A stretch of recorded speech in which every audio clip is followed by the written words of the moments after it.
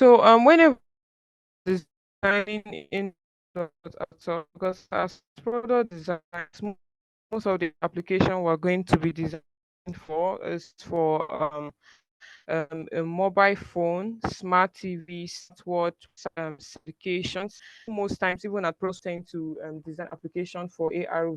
So user-centered design basically means whenever you are coming up with any digital product, what I mean by digital product is a mobile apps, our websites, our applications.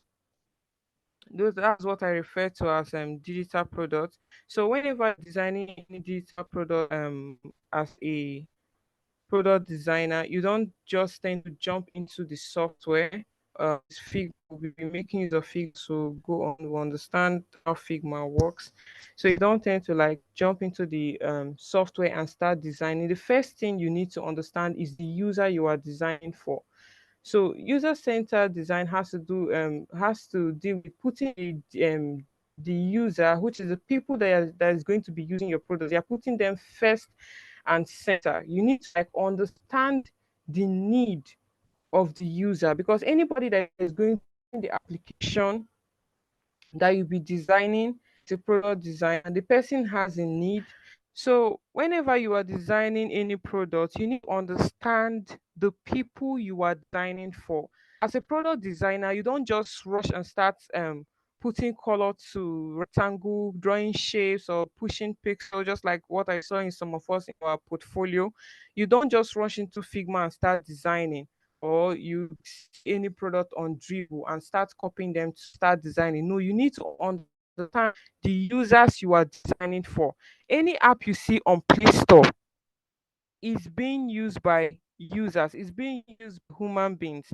And for you to design for those human beings, you need to understand their needs, understand their pain point. So just for example, now Facebook did not just wake up one day and start working on their user interface. While people are very glued to Facebook, and most of all this our social most of what is our social network apps that is used for listen, like our Instagram, our Facebook. Why people are usually glued to those platforms is because these companies, they pay attention to their users. They know what their users need. They know the problem that the users are facing, so they bear all those things in mind before they even start designing. So most times, for you to actually understand your user, you need to like interview your user. Sometimes you need to observe your user, understand their pain point. Before you understand the pain point of somebody, you need to talk to the person. You need to as a product designer, you most times to interview users, because if you have a problem you want to solve, say for example, it might be an app that farmers, most times you might not just what called coming up with ideas by yourself, because you are not a farmer that is going to be using the app. The app that you're creating, if it's for agriculture, is going to be used by farmers. If it's an app that farmers is going to be used by farmers. So you have to like go understand those farmers, understand the problem that they're having issue, and what's it called, shipping their produce from the farm to where it's being sold. Most times, understanding these users, you can go as far as observing them in their homes, how they manage particular problem, understand the problem that they're going through. So as a product designer, you're not just designing for fun, you're actually designing to solve a problem. So there are four phases of user-centered design.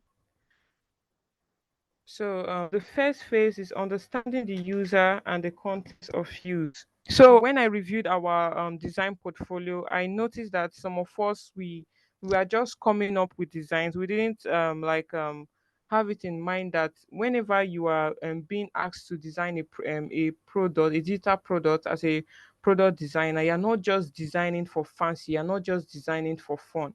You're actually designing to solve a problem. So if you check in the world today, there are different problem people face, and the problem might be maybe in the fashion world, in edutech, in the edutech, maybe in agriculture.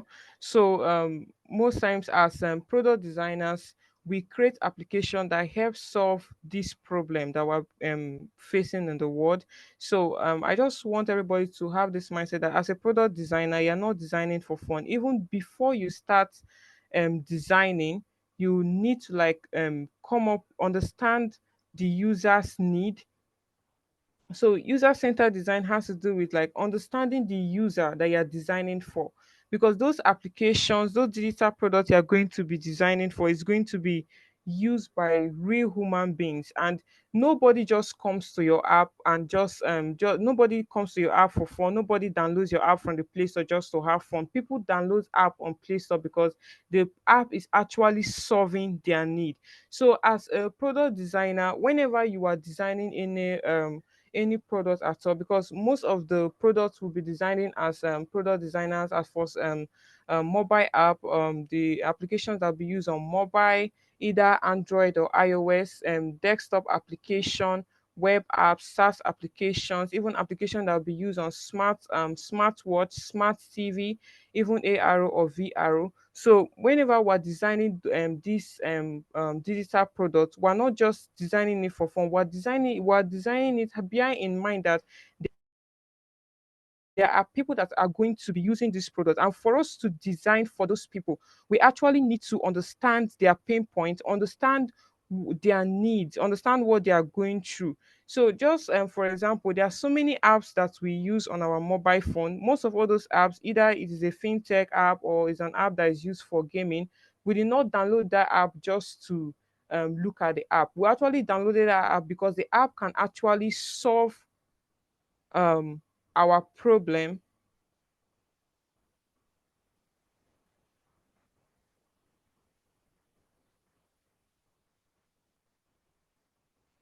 Because the app can actually solve our problem. So user-centered design is like let's user-centered design is like a design process that helps you keep the user front and center. Because just like what I said, as a product designer, we're not just designing for fun. We are designing, having it in mind that the user that we're designing for, they have a problem that are to be solved. They have a need.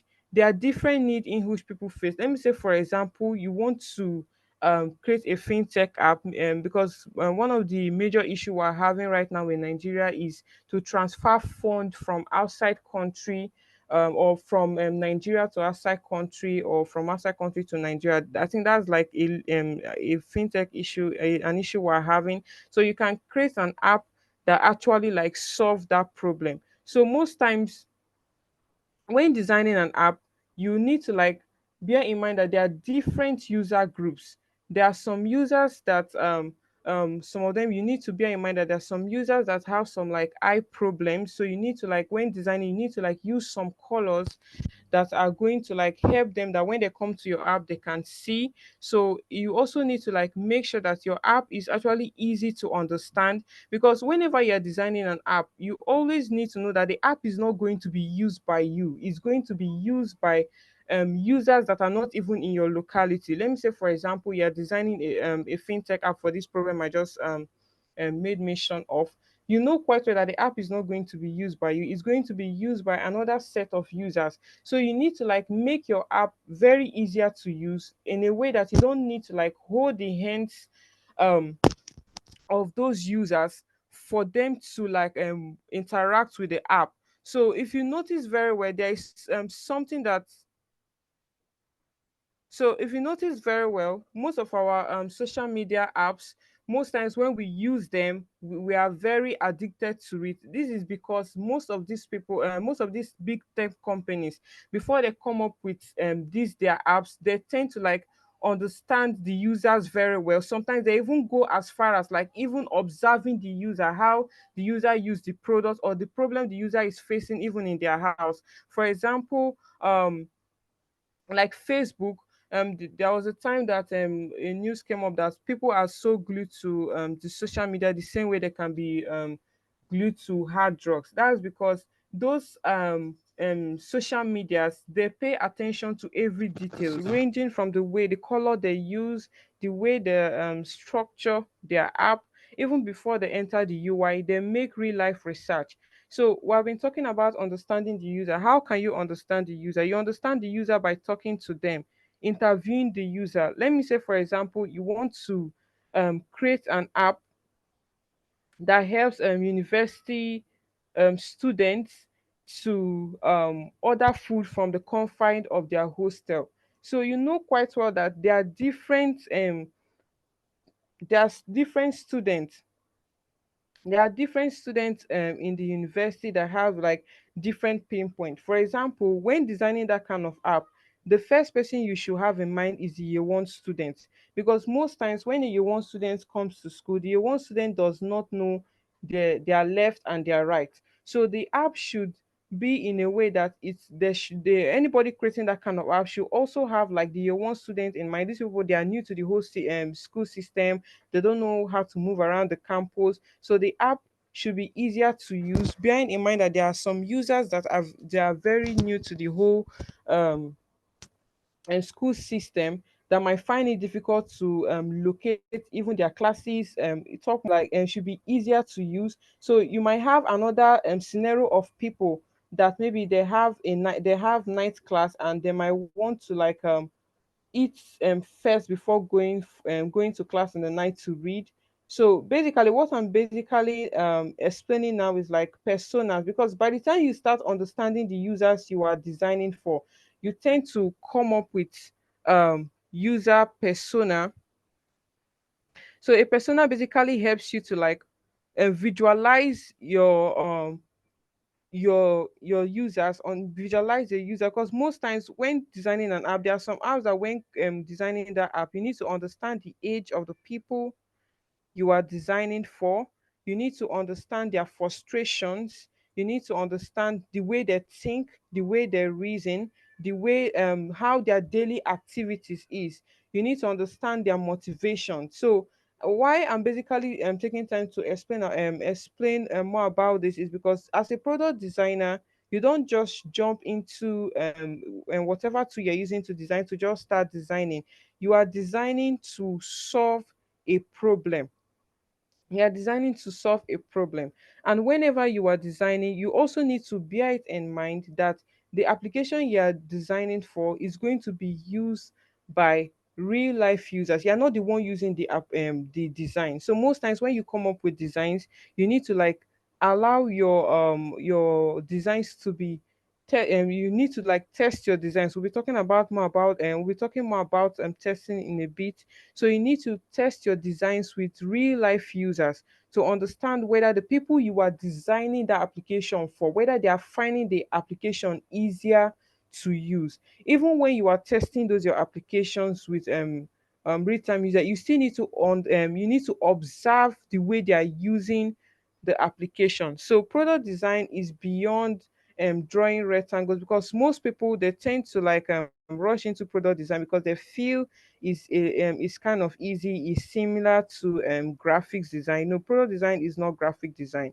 Whatever you are designing as a product designer, you're using psychology. You need to like empathize with the user, because for you to design for a set of users that have a particular problem, you need to like be in their shoes and understand their pain point, understand their frustration before you go into whatever tool you're using to design the app to start designing.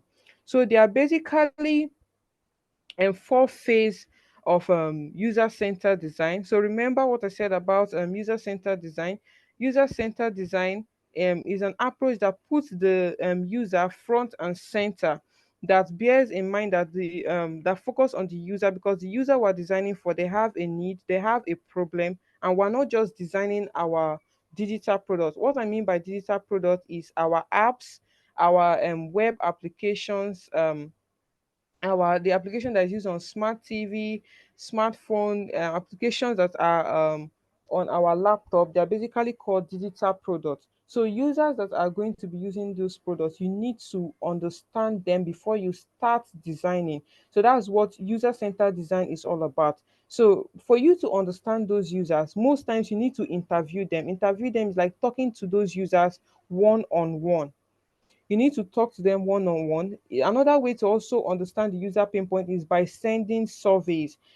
Surveys, the best way to send surveys, will be looking on how to create a survey as we move on, is by using the simple way to do it is by using Google Forms to send surveys to know to ask the users some set of questions to understand their sufferings, because most times when doing interview most times is you have to like meet people one on one, but when using surveys like an online form like Google Form, you can send it to some WhatsApp groups where you can find some of all those your some of the users or some of the people that are facing that particular problem you want to design a solution for.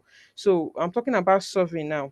So let me explain it again so that I won't be confused. So interview, most times when you're trying to like understand the user's pain point, you need to interview them. You need to like ask them an open-ended question. Don't ask them a question that will not bring more answers. So most times when interviewing somebody, you need to like ask the person questions that will make the person talk, because it's only when the person explains the person's pain point that is when you understand what the person is the pain point the person is passing through, the challenge the person is having.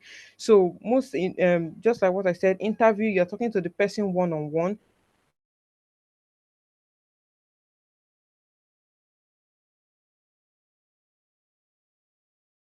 So most times handling interview can be a little bit of surveys. You can send out surveys online to, for example, there might be a group chat that has like thousands of people in that group chat. If you send out one survey to that group chat, you realize that you have so many people that is going to like fill that survey form. So the survey form, you basically ask them different questions. Let me say, for example, you want to create an app that solves the housing, finding a house in Lagos. Some of us, I don't know if we have some Lagosians here. Most times, when if you are new to Lagos, finding a home in Lagos is very, very frustrating. So let me say, for example, you want to create an app that connects the house agents and the people looking for house together, where we have like legit house agent, because one of the issue that is being faced in Lagos is to have some legit house agent. There are some house agents that if you meet them, they might even like what is it called, take advantage of you, make you spend money while you're not getting the house. So if you can create an app that can get some genuine house agents that are actually sincere, then connect those house agents to connect the house agents to people that are actually looking for house, so that people looking for house are not going to face problem while looking for houses. Because one of the issues that when coming to look for a house in Lagos, most of all these house agents that have a bad mindset, they tend to know people that are new, and most time they'll be carrying you to different houses that are not even up to your taste, just to make you spend money, and you end up giving them money when you have not seen the house. So somebody can come up with a solution to build an app that actually solve this problem, where we have legit house agents, where people can come to the app, they can see different houses, then they can what was it called. So please, is everybody following so far? If you're understanding what I'm explaining so far, see something in the chat section.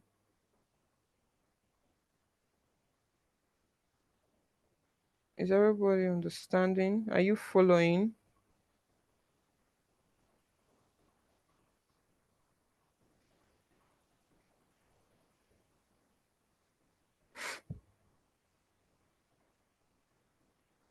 Okay. So so let's continue. So let me say, for example, you want to build an app for people living in Lagos, for them to get affordable houses with ease. So the first thing now you're going to do is that you know quite well that you can interview some Lagosians, but another best way to actually get results, for you to actually get results faster, is by like sending a survey. In that survey now, survey can actually, you can create a survey with Google Forms, where you're going to list down different questions you want to ask the user. So in that survey now, you can list out some questions. An example of the questions can be, what are the frustrations you face while um getting a house in Lagos? How What is your worst experience with a house agent? How can you rate finding a house in Lagos? How can you rate it, or rate your frustration about finding a house in Lagos? So basically, you are asking the user all these questions through that survey so that you can understand their pain points. So you can even tell the user in that survey for them to narrate their worst house finding experience. So that survey is like a form where you list out all these questions, and you give the form already has an access where the user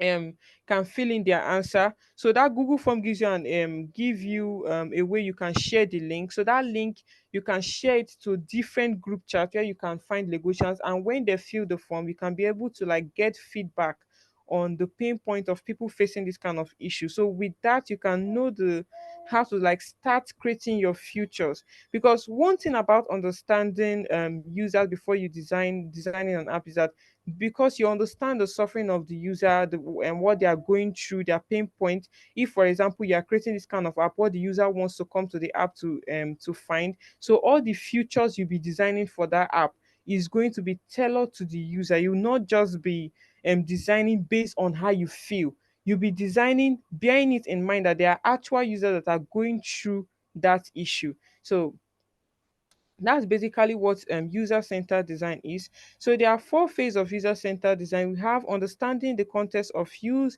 specifying the user requirements, designing the solution, evaluate against requirements. So the first phase we'll be looking at is understanding the user and the context of use. So most times when designing an app, um, most times when you want to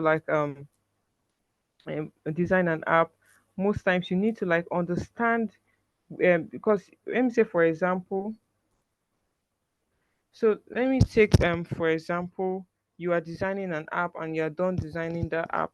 So despite the fact like you start testing your app with actual users, so there are some times that you might design a particular app. um so when the app is ready for testing, ready to be used by reusers, most times you need to like understand how the user is going to use that app when they're in their house, because there might be different scenarios. This understanding your user need that we've been talking about, there are some things like you need to like really observe how they behave in different scenarios. There are some time that there are some apps that you might be using. It looks like the app already know when you're in a dark place. The app is going to like change its functionality. I think MacBook has that. MacBook, there's something in MacBook that already knows that is night. So all of a sudden the screen of your MacBook change to dark mode. So most times there are some scenarios that your user might be facing. Sometimes the user that might be using your app, they might be living in different conditions. Let me say in a place where rain is falling, in a place that is dark. There might be different scenarios, because most times we as junior designers we tend to think that, please, who is talking? So most times, we as designers, we tend to feel that after we finish designing, our work is done. Because you might design a good UI, you might come up with a good UI design, but the functionality of that app you designed is very bad. So your app might look very good, but the functionality is very bad. So that's why most times when you finish designing, you need to like test your prototype with actual users. Even when you're testing the prototype, you need to like look at the user's facial expression, because you might want to test your app and the person might be telling you, oh, the app is okay, the app is okay, but the person is actually finding it difficult to interact with the app. So as a product designer, you tend to like pay attention to details. The details I'm talking about is not just in your designs, but in in actually like observing your users, understanding their struggles. I made mention of interviews, surveys, trying to understand the user. Even most times when a user is using your app, so even when you finish designing your app, you need to like test your prototype, because most times we as junior designers we will always tend to like hype ourselves. Whenever we create a particular design, we'll be feeling that, oh, because the design is looks very good in our Figma file, that means the design is very good. Your design is not good until it is being tested and is being used by real life users. Remember, the application you're designing, you're not going to be the one that will be using it. Most times you might design an application, but people that will be using it might be in outside country. So you need to like make your application easier to use. You need to bear in mind the people that are going to be using this particular application. You need to like bear or have pain points even when designing too. User, you also need to like understand the user's indication that you're actually designing. If you're designing and want to use those your designs to actually make how you're going to come up with a design that's going to benefit you. There are some design mistakes that you might make that can make a company to like lose money. So that's why most times as a product designer, you don't just rush into Figma and start designing. You need to like pay attention to the business goal, because most of us after this training we might have opportunities to work for some company. As a product designer, you need to like have the mind, know how to listen, know how to pay attention to details. Don't just rush into Figma. Understand the people you are designing for. Understand the business goal, the organization you're designing for. What do they want to achieve at the end of the day after the app is being launched? So you need to like bear in mind all these things is called key performance indicator, KPIs. So you need to like understand this design I'm doing, will it profit this organization? Will it make them the organization when the app is being launched with the users that we're designing for? Can the users enjoy using the app?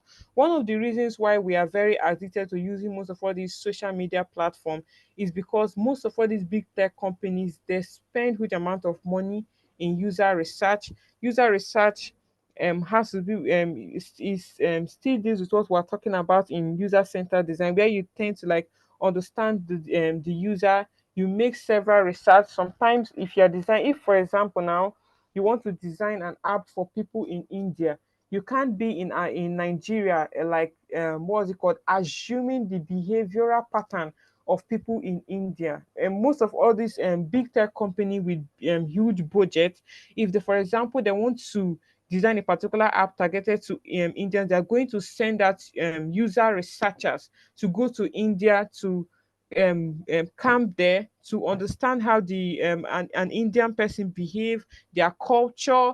So most of all these things is really deep. So most times when you have an idea in your head, you don't just rush to Figma and start designing. You need to like understand every aspect of the user. So there are some apps that you might even want to design. You need to understand the user's age, how the what the user does when the user wakes up in the morning, the user story, the user pain points, all these kind of things. You need to like understand them, because mapping, as we move on, we're going to learn how to come up. Can you hear me now? Somebody said my voice is low. Please, can you hear me now? Don't Is worry, it go okay? ahead. We can hear you. Ida Kifrem, you probably need to go closer to your earpiece. Go ahead, Gloria. Okay. So so so that's just it. So you don't just like assume, you don't start assuming that, oh, my user should like this. You are actually designing with facts. So most times, most of the tech companies that has invest a lot in user research user research is most of all these big tech companies. So most of all these big tech companies, they have a very big budget, so they invest huge amount of money in their research team. So most times, and when working in a big tech company like Google, the person doing the user research is different from the person doing the UI design. So most of the roles are being separated. But most times, as we're starting out right now in this in product design, most of the companies we might be working for, we might need to like wear different hats. So you need to like understand what user research is all about, how to make a user centered design, how to come up with good UI. So Basically, I'm just trying to like let you know that most times when coming up with an app, most of the app you see on Play Store, for example Facebook, they did not just rush to what is it called, rush to start creating UI, creating text, all those kind of things. They did research. If you watch very well, the most of what is our social media platform, they are actually tracking what we like. If Facebook notice that you are interacting with a particular set of content, they tend to show you more of those type of content, because they want to keep you on those platform. Them keeping you on those platform is also helping them business wise, because they are benefiting from you being on those platform. So most times, most of all these things has to do with like psychology. You understand the user, understand what the user like, understand their pain points, because if you know what somebody likes, you can give the person what the person likes to make them happy. So most if you notice very well, even Instagram does that, even TikTok too, they keep on showing you what you like so that you can spend hours on their platform. Yes, somebody saying YouTube is very much like that. Exactly. So the main purpose why they are doing those stuff is they know that if they show you what you like, they can run ad, because most of all these social media platform, how they benefit is by them running ad. So the more they run ad, they know quite well that people are going to see it, and people that see those ad, they have there's high possibility is being on those platforms. So it's like a win-win platforms wise. So one basically explain all these things is that all in okay, am I being heard now? I think my internet went off a bit. Am I being heard? Please, if you can hear me, just say something in the chat section. I want to confirm I'm being heard. Okay. Most of the projects we might be working on when we're done with this our boot camp, you need to like use something like competitive analysis, go online, understand the product. Let me say, for example, you are being told to that the project you are working on is an edutech application for universities, that help universities that help universities to carry out their affairs. You know quite well that in that kind of application, the application is very robust. There are different set of users. We have the students, we have the lecturers, we have the non-technical non-teaching staff, some people that are in office but they are not lecturers. We have different people. We even have the VC. So you know quite well that in that kind of application, the application have different users. So if for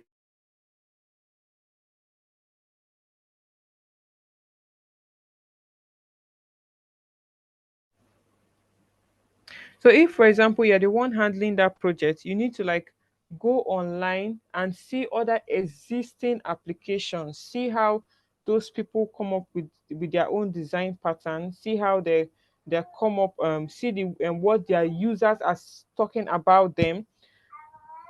Because another ways of coming up with competitive analysis is that if you go to Play Store, there are so many apps that some users are writing bad comments about.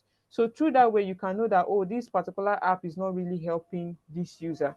Because if an app is really helping the user is going to give the app 5 star. So that can even be one of your side projects in the future. You might go to Play Store, look at some apps that has really bad comments on Play Store, and try to download those apps to see whether the bad comments you are seeing on Play Store, whether it's actually what the user is passing through when they use that app. Because most times there are some apps that really have bad comments. For example, all these jam and WAEC apps, sometimes you see an app, they'll tell you it's for WAEC pass question. By the time you download it, it's downloading virus, or it's showing you different advertisements, all those kind of stuff.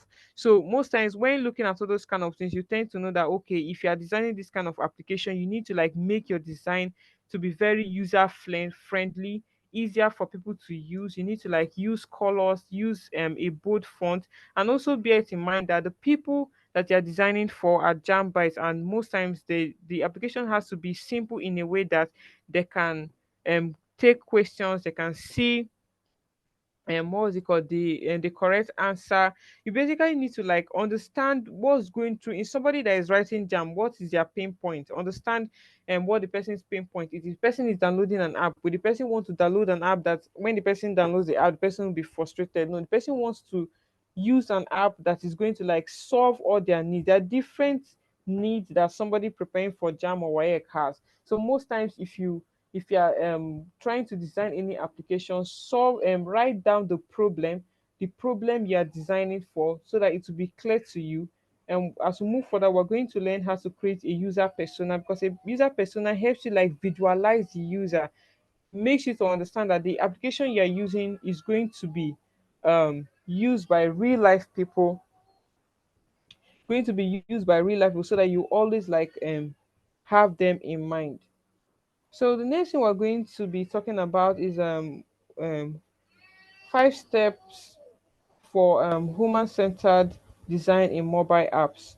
So they are basically 5 steps, which are to access, understand, define, differentiate, sketch. So the access has to do with like listing out the requirements, listing out the business goals, um, list like requirement. It has to do with like the things you want to achieve, the things you want to design for, the things you want your app to do. So most times it's good like you list them out. The business objective, the priorities, the things you have in mind about this app. Then the next step is the understanding phase, where you need to understand the user's need, the user's context. We'll basically talk about this stuff, the problem you are solving. So most times when you have a project that you want to work on, you need to like understand the problem you are working for. So most time, instead of you to have the problem in your head, it's better you write out the problem. You can use a sheet of paper, because you can. We'll be talking more in a few minutes about sketching your ideas. So you can pen the problem down, understand the user's problem. So so define define has to do with like listing out the emotional values of the user. So emotional values has to do with what the users get when they use their app. So just like what I said, any person coming to use your app, they are using your app to solve a specific goal. The app you're designing, will it solve the user problem? Because one thing you don't want to do is that you don't want a situation where somebody downloads your app from the Play Store. So for example, you go to the Play Store to download an app.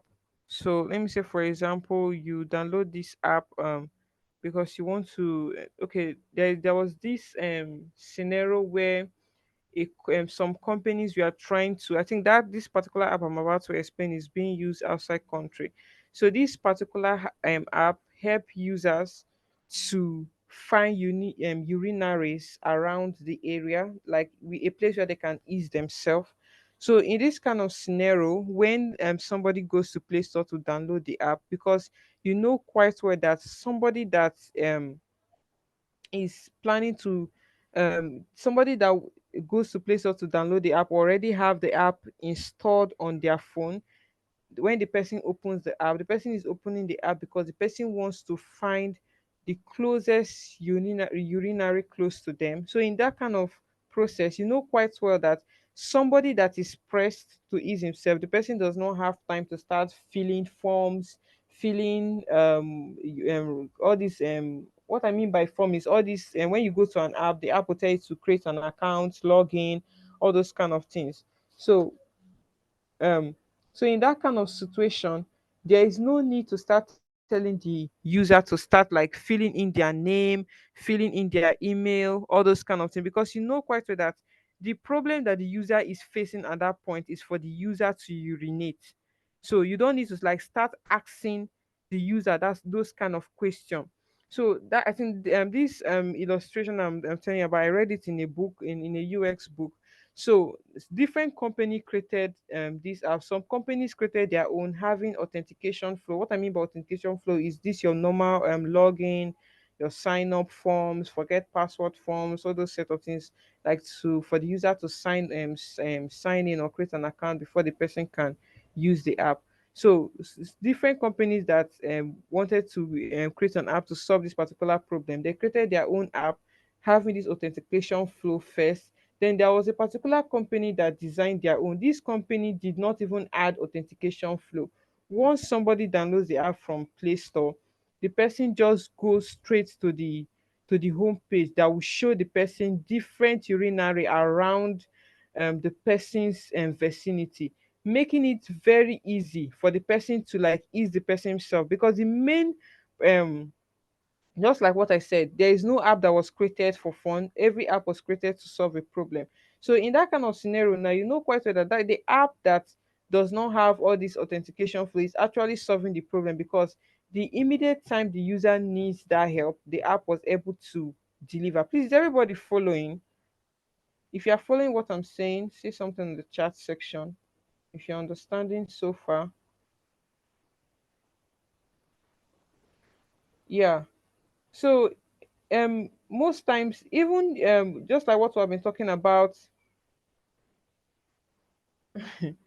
So just like what I was talking about, the app here, the app you are designing, you're not designing it for fun. You're designing it to solve a problem in this world, because we're living in this world.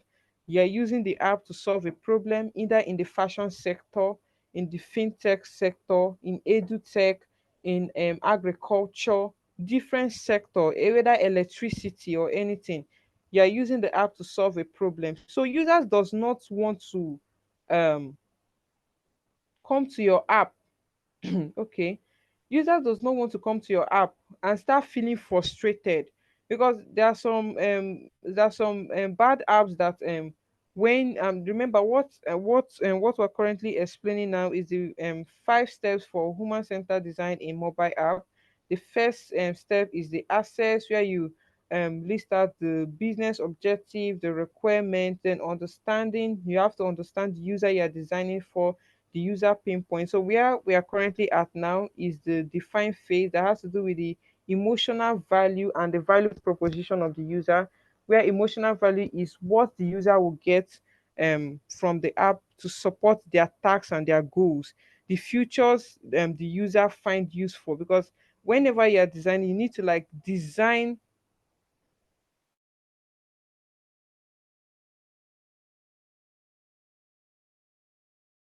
that actually solve a user's goal, that help a user to achieve their goal. The app should contain features that are useful. Just like what I mentioned earlier, some people's design might be good, but the design is not functional. The design, if if the user use it, the design can the user cannot derive satisfaction from using your application. There's a particular kind of satisfaction you get when you are on Instagram. I tend to use Instagram and Facebook a lot, because those are the things we can relate to. Most of all these social media platforms, those companies, they pay attention to details to the letter. They understand how you think, they understand what you do in the morning. That's why most of us, even before we pray, we tend to open social media app instead of praying first before touching our phone. They make those apps very, very addictive. Why they make those apps very addictive is because they know all the problems we have, both psychologically. Some of us, we always want to be seen. Some of us like people observing them. We want to post fine pictures. We want people to like us, all those kind of stuff. That's why they invented the like button and the share the like and love button, where people can react to your photos. They know that people always want to be appreciated. Some people, they judge some people judge their success by the numbers of likes and followers they have, all those kind of stuff. All those things is just something like, there's a lot of psychology that is being put into this particular app. They go as far as like understanding how the human mind works, understanding how human beings think. So why I'm explaining all these things is that, so that we'll not just think product design is like graphics where we're just going to rush and we start designing. So back to the illustration we're giving about designing a urinary now. So the company that had authentication flow in their own, where before a user can see location of different urinary, the user will have to sign up different form before somebody will start filling in their name, their email. The person has already is on the person's self. So the why I'm explaining this is to let you know that whenever you are designing, you need to like bear in mind what goal does the user want to achieve when they are using my application. If for example somebody is using this app by design, will the person actually achieve their goal from point A to point B? So you don't just design blindly or think you're designing for yourself. No, you are designing to solve a problem, to solve for people. The people that will be using that app is not going to be you. So that's why most times you need to, like, as a junior designer, you need to like be open to criticism. Be open to criticism. um Let people see your work, let people interact with your design and also give you feedback.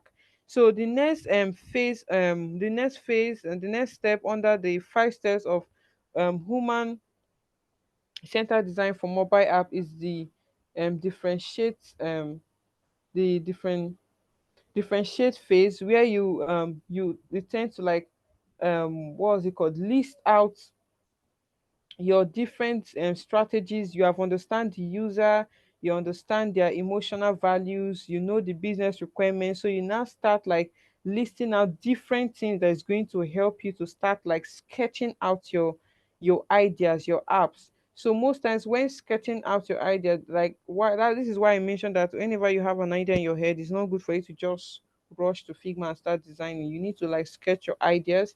There are different ways you can sketch. You can use a sheet of paper, you can use a drawing book. When I first started, I always use I had this drawing book that is very this big drawing book, the biggest size drawing book. I had a pencil that whenever I have any project from any client, I tend to like sketch my ideas.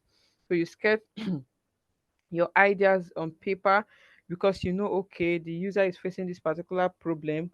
This is how the homepage is going to be, so that the user is going to access this particular feature. This is how, because the user is facing this problem, this is how we're going to keep this like this. This is how this one is going to be. So another thing, we have been talking about the user since the beginning of our class. Another thing you need to also understand now is that there are different people that are going to be using your app. There's people that have different disabilities, that have different problems. Some people have eye problems. Some people have eye problem. They can't see colors. Some people have color blindness. Some people cannot see very well during the dark. You need to also bear in mind of all this particular set of users. Just like what I said, you are designing to solve a need. The people that have the need are human beings, are users that are going to be using this app, using your application. There are different problems that that these users face. That's why even despite the fact the next thing we're talking about now is the design thinking phase, where we're going to talk about a little bit of testing, how to test your design and your prototype. So you need to like bear in mind that there are different set of users that have different set of challenges. You might be looking at an app, you might be feeling, oh, because I have complete hands, I have complete legs, my eyes are complete, all those kind of things. There are some users that have eye problem, they can't see clearly. There are some users that also like have issues with their hands. Some people are left-handed, some people have different disabilities. So as a product designer, you also need to like bear in mind.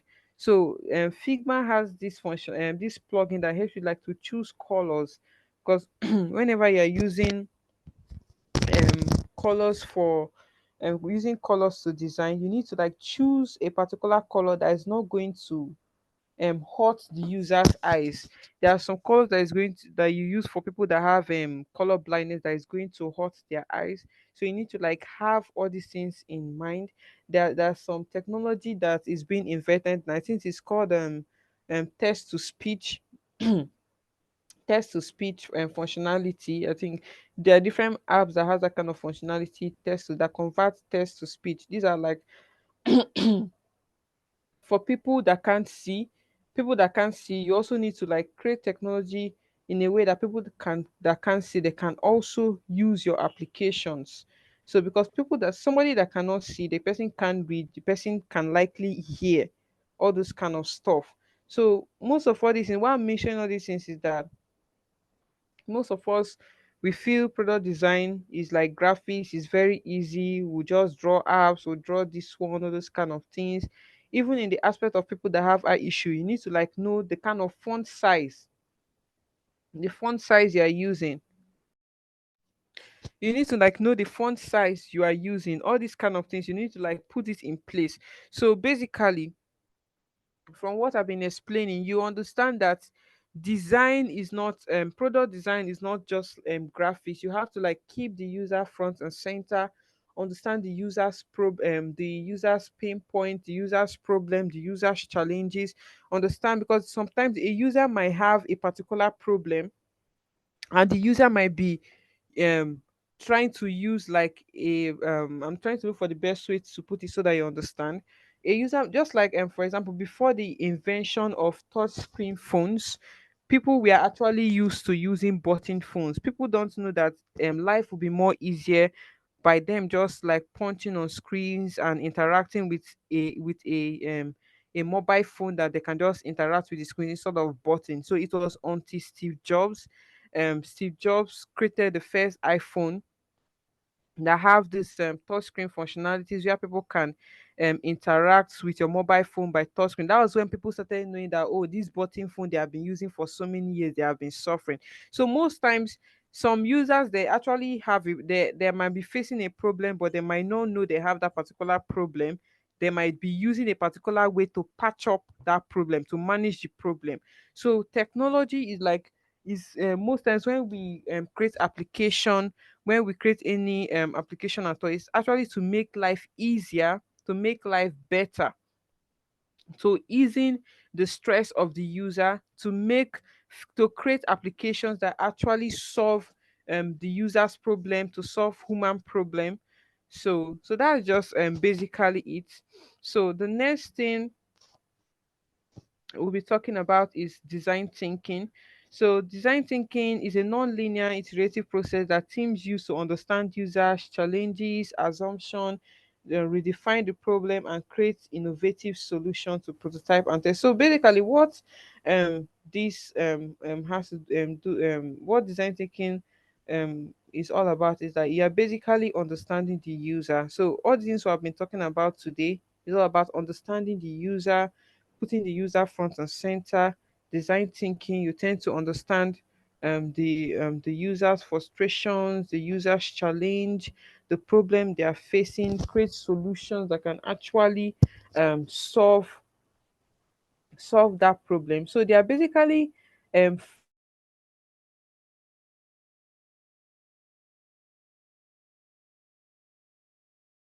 so for you to empathize with the user, you need to like SOG. Is there an issue? What's the issue? Do you have any issue?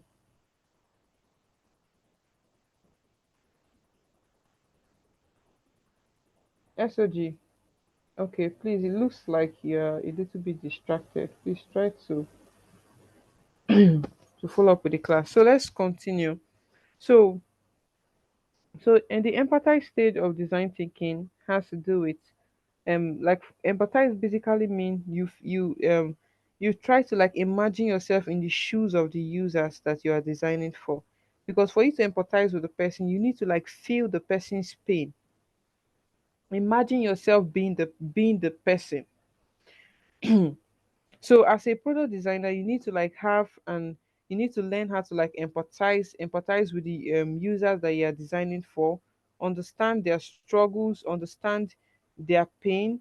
That sometimes try to like imagine yourself being in that shoes. For example, if you are creating an application to help children to read, you need to understand how does a child think, how a child that is trying to read, how does a child behave, what is the struggle the child is going to be facing, what is the kind of activity that the child is going to be involved in to improve the reading ability of the child. What is the age group for children to learn how to read? What is the age group that a child is going to reach for a child to start reading? You need to like understand all these kind of things. So most times, even when designing, you need to like understand the age. The most times you need to like understand the age bracket you're designing for, all those kind of stuff. So most of all these things is going to like help you to like tailor your designs to solve their particular need. So if you're designing an app now for children, you know quite well that there are some the app should not be like very serious. Should not be like very serious. The font should be playful. The colors being used on the font should be playful. Like, I think the best way to explain what I'm about to say is vibe. When people come to your application, how do they feel? They like, users should have a particular way they feel when they come to your app. There's a way you feel when you're on Facebook. There's a way you feel when you're on Instagram. So you, as a product designer, you should design applications that will make users to derive joy from using that application. You need to pay attention to the user's pain point. You need to do user research to understand the user. Even when coming up with your UI design, you need to like come up, make sure your design asset is in a way that they can actually understand. You structure your app in a way that the user can actually understand what is going on. So nobody wants to come to waste their data, download an app. When they come to the app is showing them different things that they don't want to see. People wants to download your app and use it to solve their problem. That is going to make people to keep on coming to your app. So there's a reason why people keep on going to most of all these social media. If you use most of all these social media apps, there's a way you feel, you derive joy. You always want to go on social media. You always want to see what's happening, because you know if you come there, you see updates from people. You see what people are doing. Maybe they can be your close friend, your close relative. You can see what has been happening in their life. You can see what the trend that is happening in the country, the new trend that is going on, either in the fashion world or any. So most times, there is an aspect of social media that helps people to be informed about what is happening in the country or in the society. Like sometimes when Nigerians are having some kind of scarcity, whether scarcity of fuel or dollar issue, dollar increasing, this, that. Most times we tend to like find most of all this information on social media, Twitter. People are tweeting a particular thing is trending. So people want to come to your app and derive joy. So most times when you have the user in mind, when you empathize with the user, you know what the user. So just like what I said, people download app because they hope that the app is going to solve their problem. So people want to download your app and go through your app and realize that your app can actually solve their problem. Because if people keep on using your application, at the long run you are going to be achieving your business goal. Because if you have huge amount of users on your platform, at the long run you are going to make money. Because most times you can make money when you have an app, because you have huge amount of users in your using your app. People people that fund most of all these tech projects will want to give you fund, because they see that your app is being used by people. People are enjoying your app and people are deriving joy from using your app. So most times at the long run, the company tend to make money when the app is actually like solving problem and people are actually on that platform. So the next phase of design thinking is the define so where you state the user's need and the problem. So you try to like learn about the user and what they are currently doing. I've already explained about this, where you tend to like understand the user problem, understand how the user is trying to like manage the problem. So the next phase now is the ideation phase, the ideate phase, where you come up with different design solutions. Like it's just like you creating mood board, creating different um design solution, coming up with different ideas. You might want to maybe design a particular, and let me say you might want to design an app that help children to read. You have already understand the children, you understand the users that you are designing for, which is the children. You understand their struggles, you understand their frustration.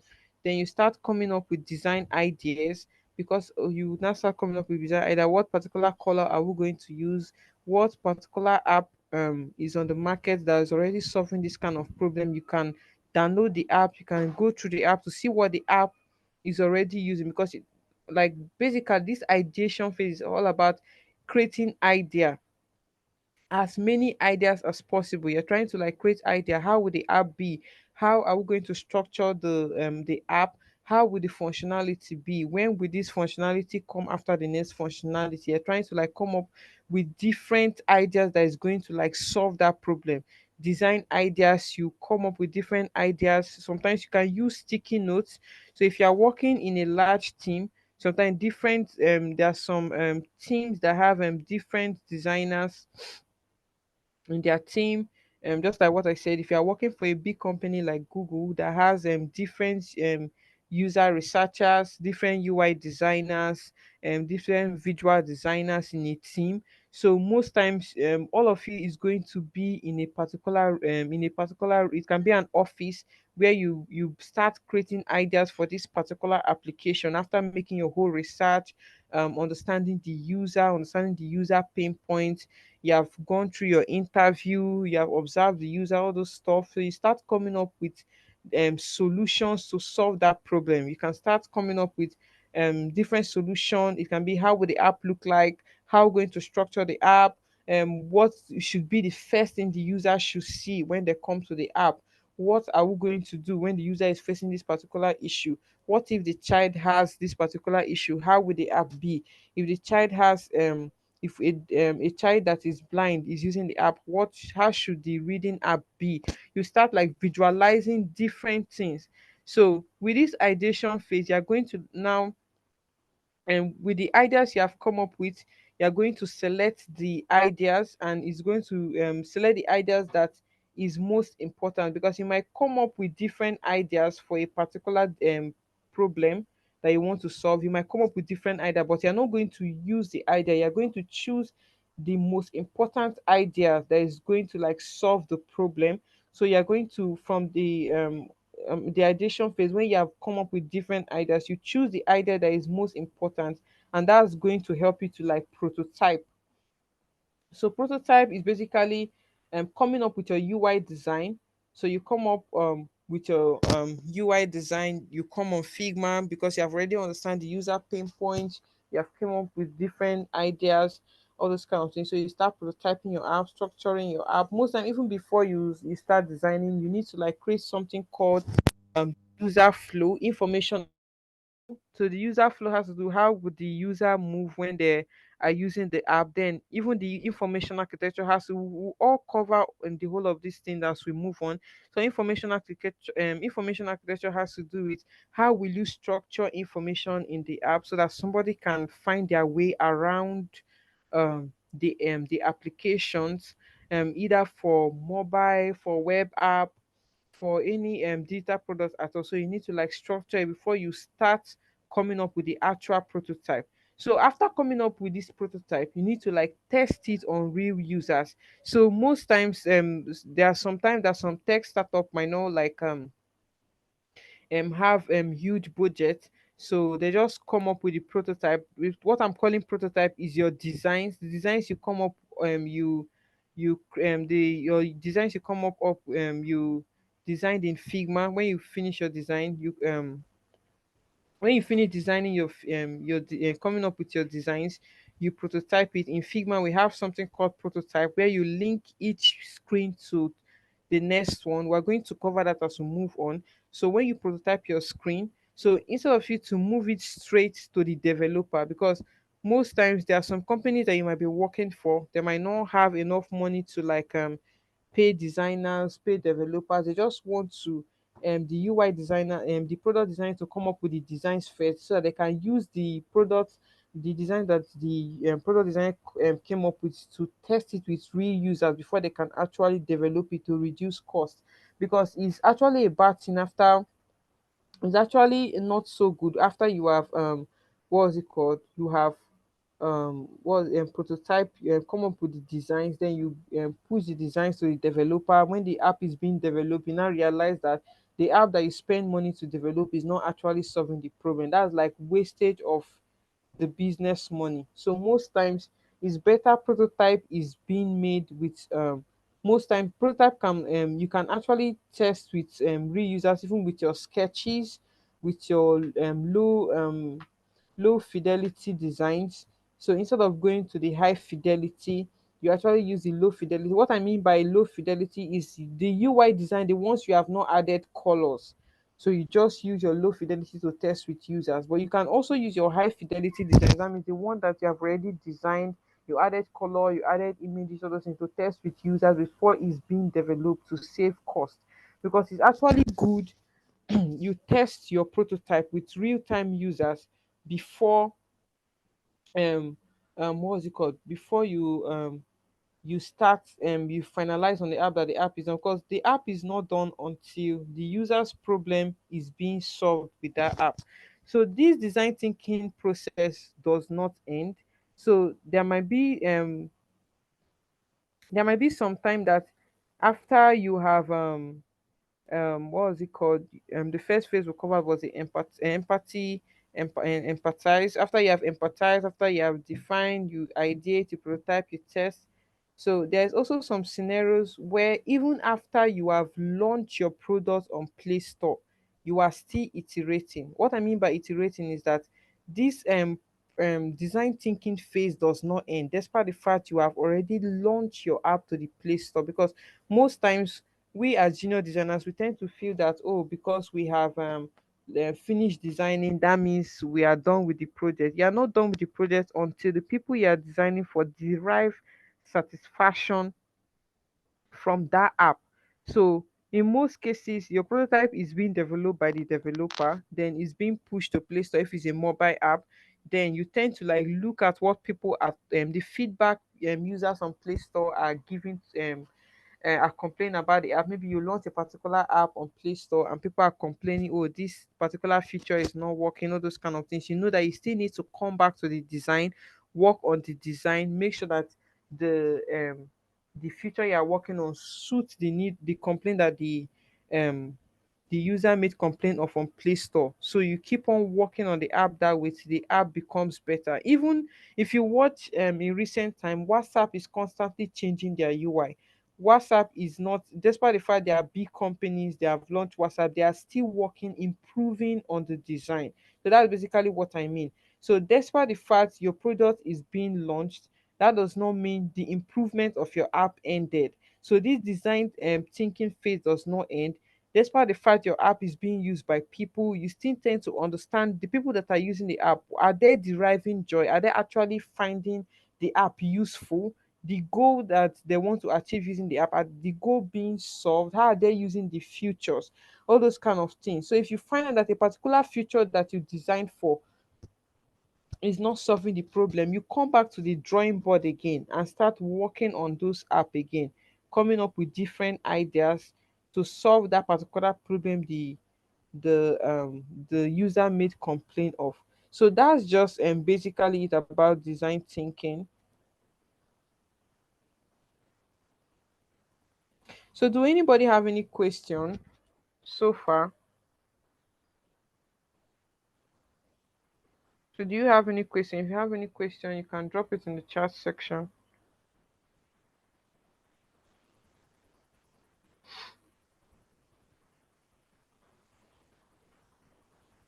Is there something I explained that is not clear? Maybe you can draw my attention to it for me to go through it again. Please, I know this is our first class and most of us here we are intermediate. Most times when you're in class like this and I explain something that you don't understand, please don't pretend that you understand. Just open up and ask questions, because one thing about tech is that the more you ask questions, the more you become enlightened on how to like navigate your tech career. So feel free, ask questions. If there is something I explained earlier, maybe I was too fast in explaining it, you don't understand, you can draw my attention to it so that I can go through it again. Okay, somebody is asking, how do we combine the user need? How do we combine the user need and the client need together, even if it doesn't align? So one major thing is that let me bring it down to working for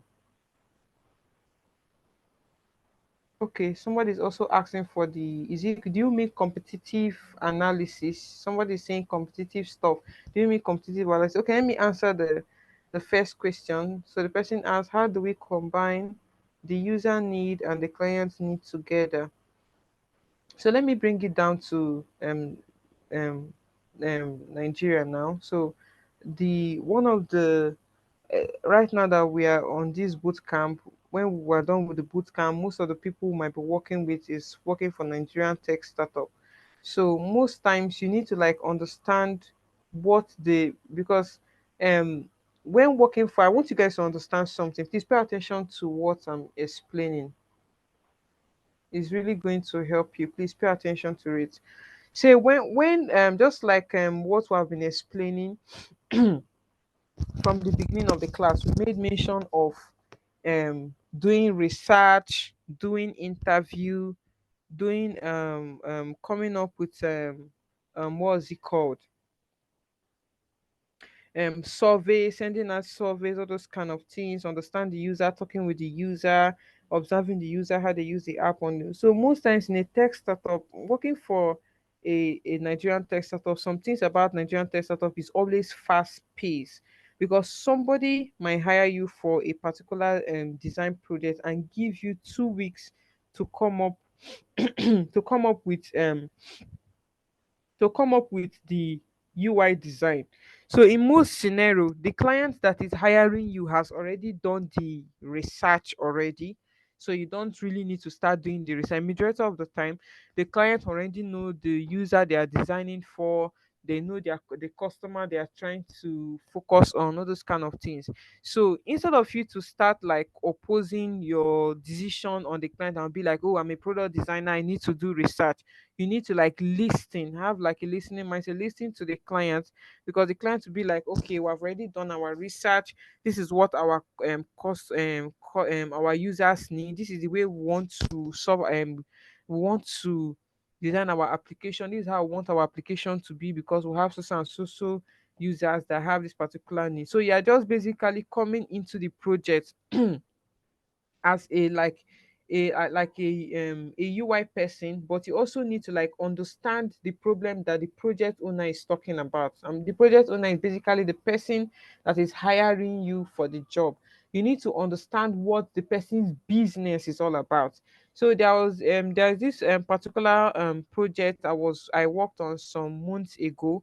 So that particular technology is like a smart card. So that card, for example, if you go for a tech, if you go for an event now, so instead of you to start using your phone to take somebody's number, you will use that smart card and touch on the person's phone. The person will get your information, the all information about you, including your website, your social media handle, your previous work, all those kind of things. So when designing for that for when I was designing that project, because everything about that project was like fast paced. They want the design to be outside, developers can work. I tend to like understand what the owner of the business had in mind, understand the technology, which is the technology is technology that what was it called, that creates the smart card that helps. If this card is being what was it called, swiped on your phone, the person can get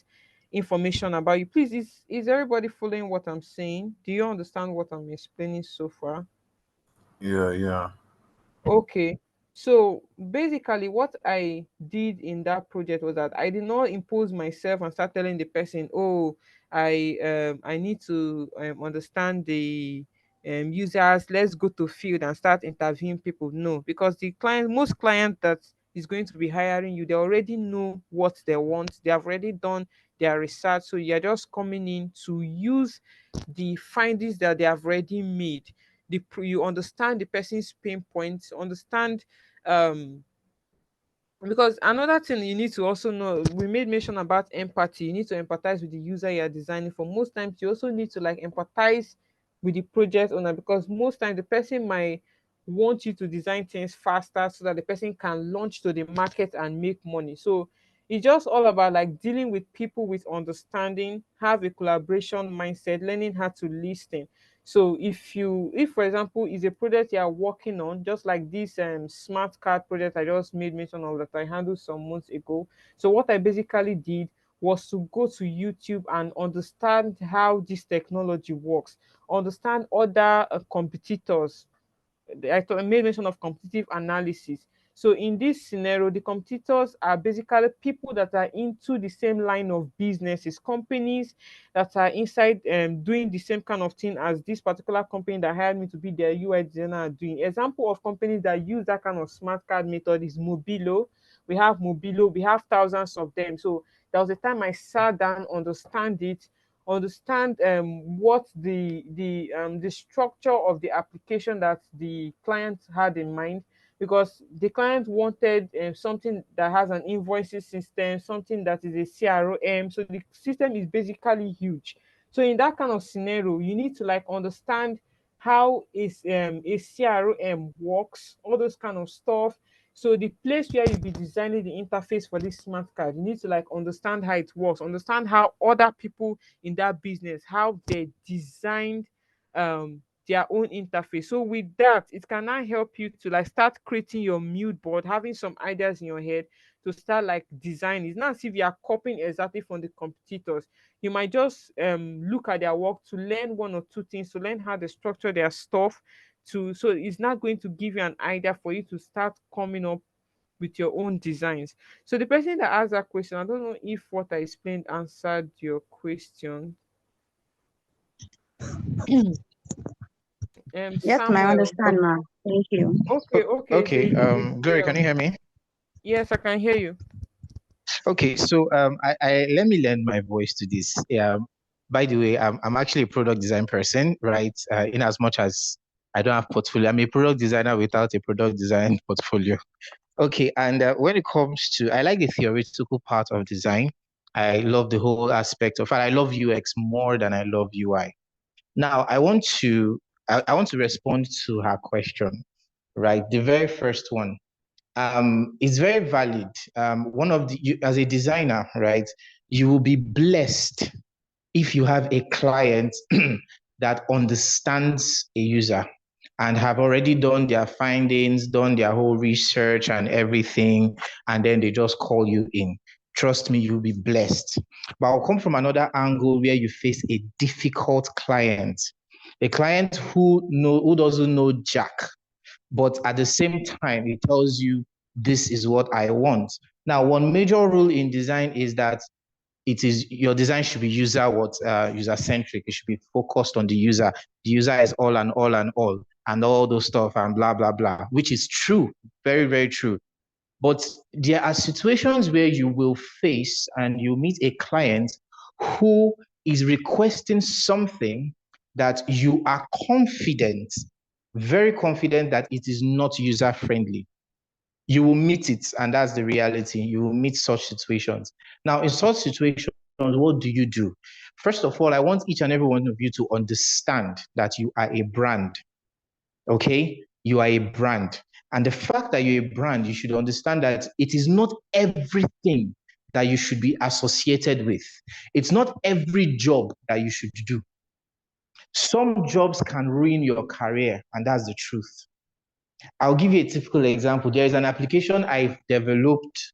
It is on Play Store, but I will never ever put it on my portfolio because the design is not, it was done, I think about 3 years or 4 years ago, right? In fact, I even requested to the clients, you know what, let's just redo this design. Like it's just out of, and he's like, no, don't worry, it's fine, and that, all because he doesn't want to pay money. He wants me to do design free and still implement the design, right? So it's actually there, but I cannot put that on my portfolio. I can't, because the moment a hiring manager goes to Play Store, opens that application, first impression matters. He will see the UI before they even start. You know, someone is asking me what's the name of the app. I won't tell you.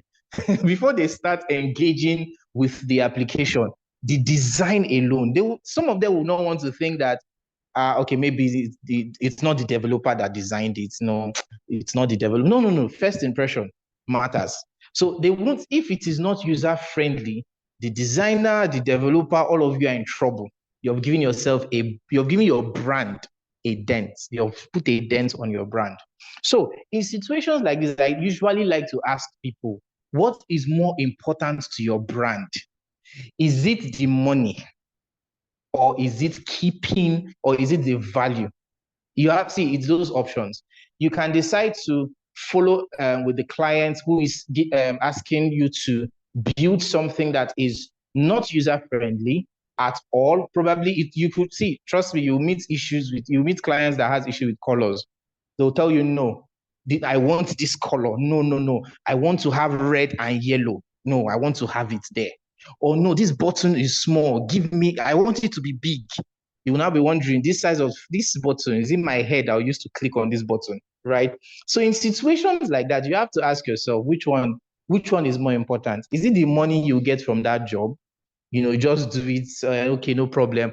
Or is it your brand, the name? Your name is important, because when it goes out there and when you tell somebody you designed this, understand, whatever you have put out on your portfolio, you have put it to about 7 billion persons in the world, and you will not be there to explain yourself to them. You will not be there. Once they see it, they'll be like, what is this? There's nothing like, and of course, trust me, if for some reason they talk to the client will blame you.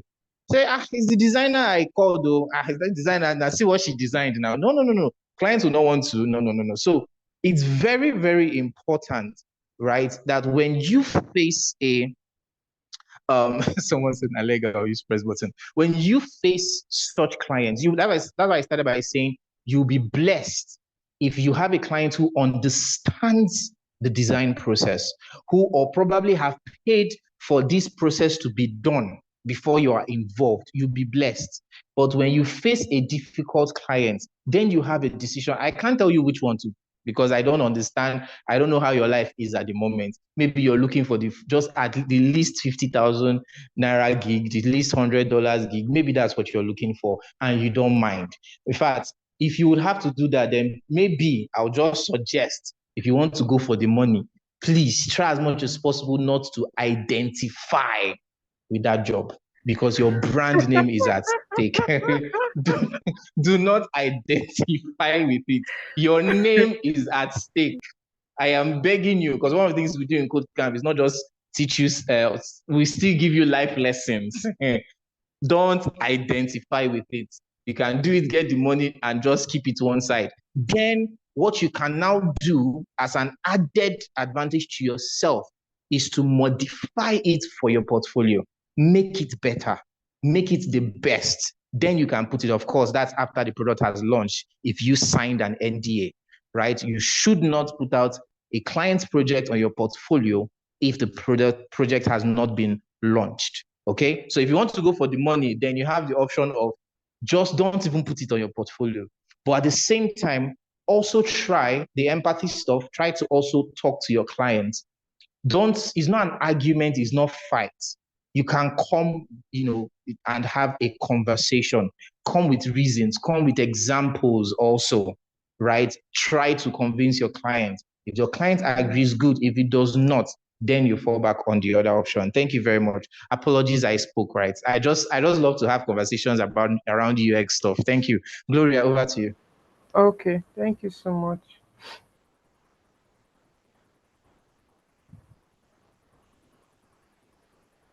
So let's go over the next question. So somebody asks I should go through the competitive analysis. I think that's a question. So somebody said I should go through the competitive analysis. So I've already explained that, so let me explain it again.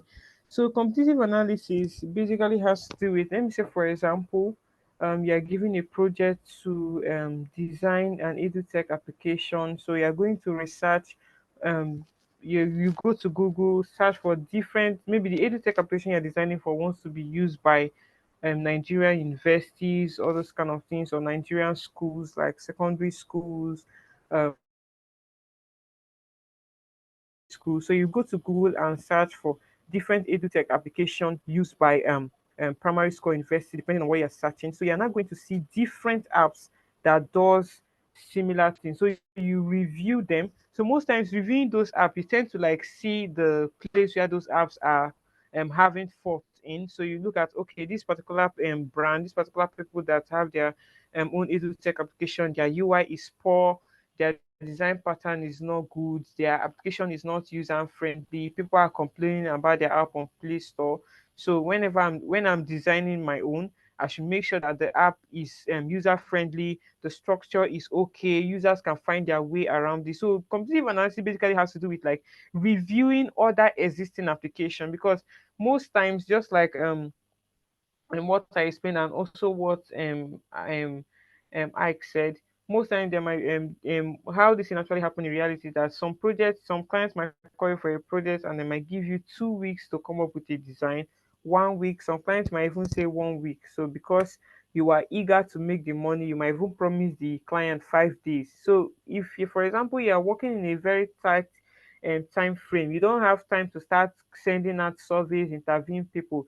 You just need to go to Play Store. If it's an app, go to Play Store, review other existing app that is in line with that particular app that you want to create for the client. Review them, see how they do their things. You can even read up information about those already existing apps. For example, if it's a food app, let me say, for example, you're being hired by an eatery to create an app that the eatery that users their customers can use to order food from the confine of their home. You go if you go to Play Store, there are so many food applications. You go to Play Store, you check out different food apps, see the bad comment people are giving about those apps. So by the time you see those bad comments, you know how you're going to design this particular app for these clients in a way that users are not going to face that particular issue that they are facing in their competitors side in this current app you're designing for. So it's like an added advantage to you.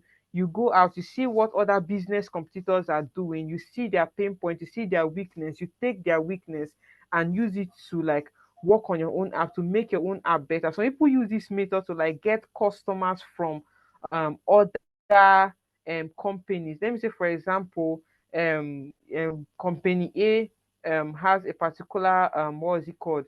It has a food app that helps people to order food from the confines of their home, and that of and B, company B also have the same food app. For example, the company A now, their app might not be user friendly, and people are always complaining that the app is, when they make payment, their order is not being what's it called, their order does not go successfully. They order for food, they don't receive their order on time, and when they make purchase on the app, the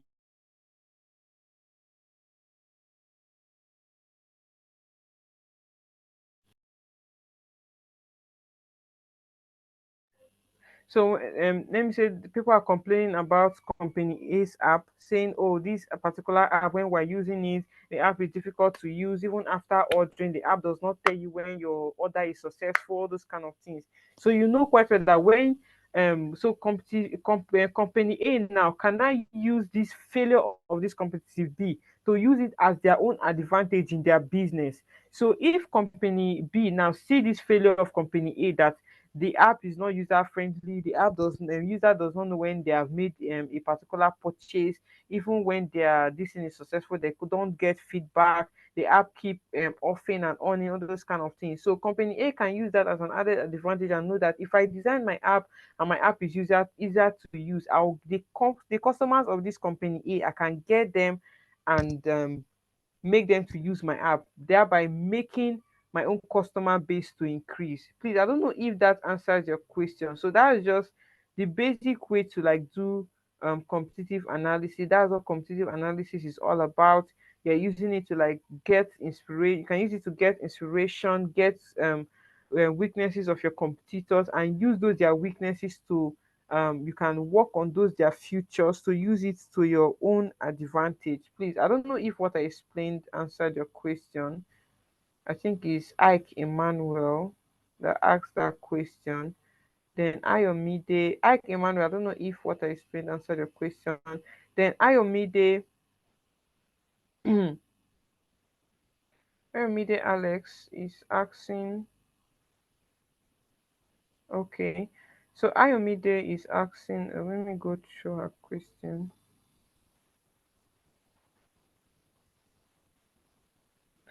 So Ayomide Alex is asking, US researcher and designer, do you see that you want to know the difference? So a UX researcher is basically something that was somebody that, yeah, Ayomide, you're raising your hand. You want to say something? You want to say something? You are raising your hand. Ayomide, you can unmute your mic and speak. Yeah, good evening. Yeah, okay, he's a guy. Yeah, Okay, good evening. yeah. I was about to ask like the role of a US researcher and the product designer, but you already explained. And I Okay, was about to ask that you, because I'm very much aware that in some companies, like a big companies, like a yeah, different kind of set of people, they perform different roles. Like yeah, maybe a set of people might be a US researcher that makes mm, research about the brand they're about to like, build or push to the market. Then XYZ and pass it to the product designer that who is working on it. Why I know that in some other companies they also try to save cost, and the designer is the one responsible to make research, do other stuff, and also design and deliver. So I was about to yeah. ask about that before you gave a proper breakdown on it earlier. So Okay, fine, I'm fine on that. Thank you. So, yeah. but So that, I would like to ask us, um, is it really really very advisable, as a mm, product designer, you know, being the same person for performing all these tasks like all in one yourself? Is it really very very professional? yeah, it's professional, especially if you want to make money.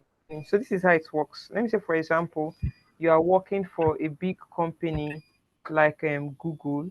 So Google has the fund, Google has the money, Google has the company structure to like um, pay you huge amount of money. Google can decide to pay you 2 million naira, but you're not going to be coming in as a product designer because Google has huge amounts of has so many staff. Please, somebody's mic is on. Please, who is that person? Please mute your mic so that it won't distract me.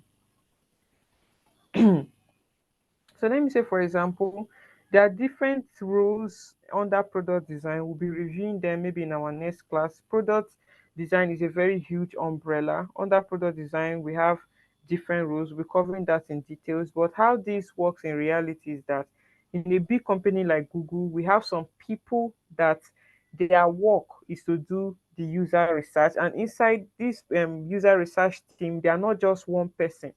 Google has different products. Google have Google Doc, Google Forms, Google Calendar. All these Google Calendar, all these products I'm mentioning, they have different design teams and different what's it called, user researchers. So the company is very big. Same with Facebook. All these huge tech companies, they have huge amount of money, so they can hire people for different products. So in those kind of huge company now, they have people that their work is just to design logos. Some people their work is to design just icons alone. Some people their work is just to design only illustrations. Some people their work is to after the user research have done the whole research, then there are some people their work is just to do only information architecture. I'm telling you the truth. Some people they are being paid just to do just information architecture. There are some people they are only just to do just only UI. Only UI. That's what they are being called to do. Only UI. Some people their work is just to do only design systems. We'll be talking more about design systems as we move on. Some people their work in Google is just to come up with only design systems that is adaptable among other platforms. So So, okay, somebody said I would like to do only icons and get paid. It's only if you work for foreign companies, not for Nigerian client startups. I'll come to Nigerian startup. So, why is like that is because those foreign companies, they take their time, they do proper research to come up with their digital product. They don't rush. But if you are working for a Nigerian company, everything is rushed. Nigerian company want to build Facebook in 2 weeks. Facebook was not built in 2 weeks. Facebook, I think Facebook is over, is it 20 years or 30 years of age, or if even 15. Facebook was the whole of Facebook and Instagram was not built in 2 weeks, but a Nigerian tech company wants you to design Facebook in 2 weeks, which is unrealistic. So in that kind of scenario, you be the one wearing different hats. You have to do some little research. You might not even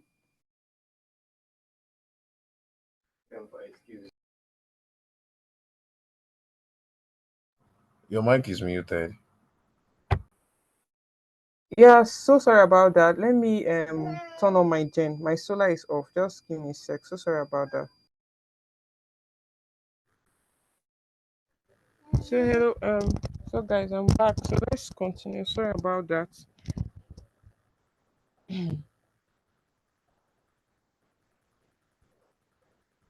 So that's just basically it. So in a situation like that, so Google, like all these big tech companies, they have huge amount of funding, so they can hire different staff for different roles.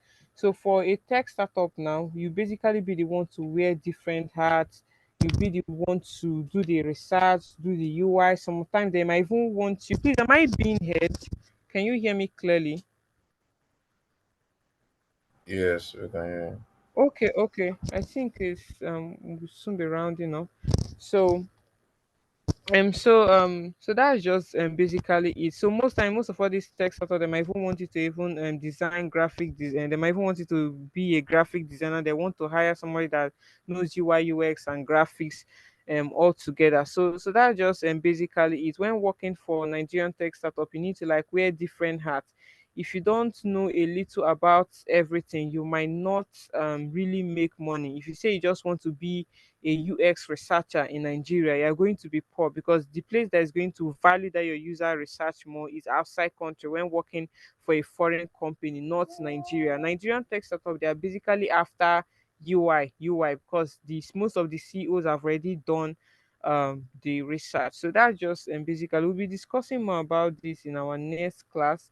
Though some people have some questions. I can see some questions there. So I think we'll just be rounding up now. Any other question you have, we'll go through it in our next class. So that will be all for today's class, guys. So yeah,